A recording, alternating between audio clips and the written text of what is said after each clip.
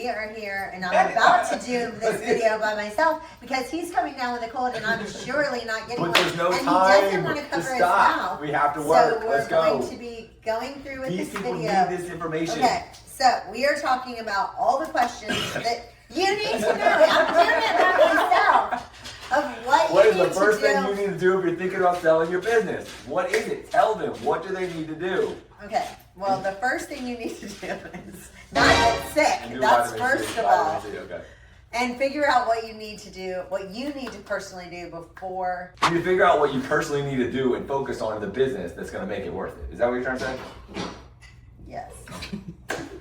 All right, so the first place to start is what retirement resources do I already have in place? Because if you have to have a certain number before you can retire, and we can't retire on that amount of money, then that's a problem, right? Okay, yeah. So that's an issue. So That's a big deal. People go to sell a business and it's not enough to take them all the way through, so they're going to have to figure out if they're going to start something new. And at the same time, if they're assessing it, if they're going to stay in that business for 20 more years and it's never going to reach that number, it still could be the right time to sell, couldn't it? I mean, yes. Sell it because it's not going to get you where you need to get to. Yeah, so first thing you need to know is, how do I know if I can afford to retire after selling? Yeah, I mean, so you need to compare your retirement income. You're going to have to add on some inflation and some other things like that that are taken into considerations. And so then you got to figure out what you're going to do with that money to invest it and get a rate of return that can cover your lifestyle.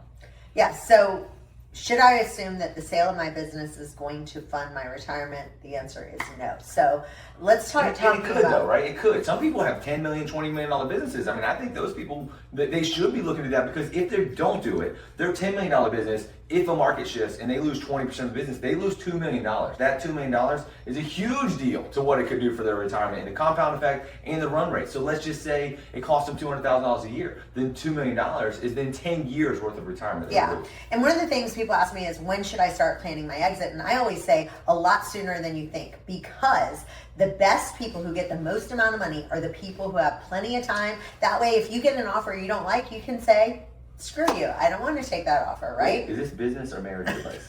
I'm just kidding. So let's talk about the biggest reasons that owners sell, right? And a lot of times people just think it's retirement, but it's not. It's also because you're burnt out, because you're bored, because your health has really gone bad, because you get a divorce. I told you. You know, so the only one of those that I just described, right? Boredom, health, divorce, relocation, are not something that you plan for usually. You know, you can't control it. So you need to have your business ready to sell at any time, right? So how do you know if you have a sellable business? Well, I mean, there's a lot of different ways to look at it, but one of them is, does it have a transferable cash flow, right? And it's not based on the owner's effort. So if it doesn't have to mean you show up today, somebody else can come in and take that over. One of the things I love is, one of the businesses we sold, we transferred it, that cash flow, bank accounts, everything shifted over. They didn't even pick up the phone to call me ever again. They just took over the business and never called me again. And that means it was ready to sell. And you know, we're fortunate that we were able to build that, and we can help you do the same. Yeah, and so we have different businesses that call us anywhere from, you know, 300,000 to 30 million to 300 million, right? So what's the difference between a job, a hobby, and a real business? We always say it's cash flow, right? So what does it mean to normalize financial statements? That's a lot of times when we say that word, we say it a lot. We want to normalize financial statements. What does that mean? It means restating your financials to show what the business is actually earning for the owner, right? And so that means adding back things, your personal expenses that are running through your business, right? You also have non-reoccurring items and non-market compensation. So let's talk about SDE and EBITDA. So when someone buys a small business, they're acquiring a cash flow, right? So they're not necessarily saying, yeah, they're getting the machinery and all that other stuff, but the main thing they care about is, what is the profit on the business? That is the most important thing. Yeah, I mean, the main thing in that is really your ROI, right? On your investment and on your energy, right? So if I go in and I buy a business, I want to make sure that whatever time I'm going to apply, even if that means filling the roles of all the pieces that are missing, or it means putting in money or adding money to marketing to drive up the amount of money coming in from the business, those are the kinds of things that really matter to a buyer. They matter to me. I know they'll matter to the buyer. So you should really pay attention to those. And a lot of times people say, well, I know I didn't make good money on this business, but the next buyer has so much potential.